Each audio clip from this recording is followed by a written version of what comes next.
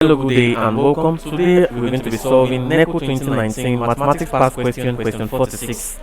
In a triangle XYZ, x is equals to 110 degree. X, that's the angle now. The angle x is equals to 110 degree. Then side x is equal to 15 centimeter. Side y is equal to 10 centimeter. Now we're asked to find the angle XYZ, that is angle y. A 38.79 degree. B 30.16 degree, C 25.62 degree, D 22.79 degree, and E 20.37 degree. Now we're given an angle, a triangle, which has angle X, Y, and Z. It has angle X, Y, and Z. Now I'm going to represent this angle, this triangle. Let me draw it now, diagrammatically. Let me represent it diagrammatically. So we have a triangle like this. We have a triangle. Now let's call this angle here angle X, capital X. Let's call this angle here angle Y, and let's call this angle here angle Z. So this is a triangle XYZ. Now angle X here is 110 degrees. So this angle is 110 degree. Then side X now, and like you know,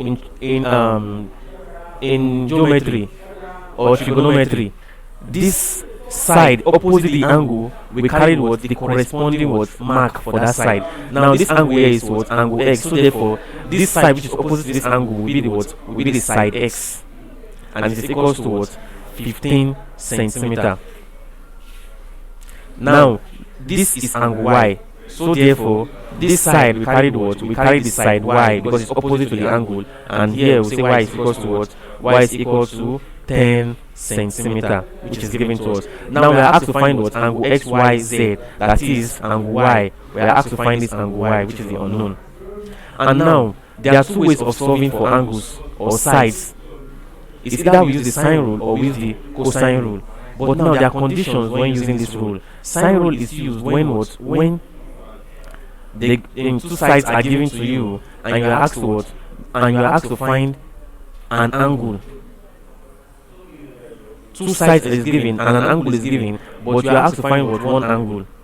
While cosine rule is used to find sides, whereby only one angle is given. And so from these you see that sine rule is the most suitable to solve this, because we are given two sides and an angle, and we are asked to find another angle. But in terms of cosine rule, you cannot find another angle using cosine rule when one angle is given, because it's only one angle that's applicable in cosine rule. So using sine rule now, using sine rule, we have that we have that x all over sine x is equals to y all over sine y, and therefore our x is 15. So we have 15 all over sine x, which is sine 110,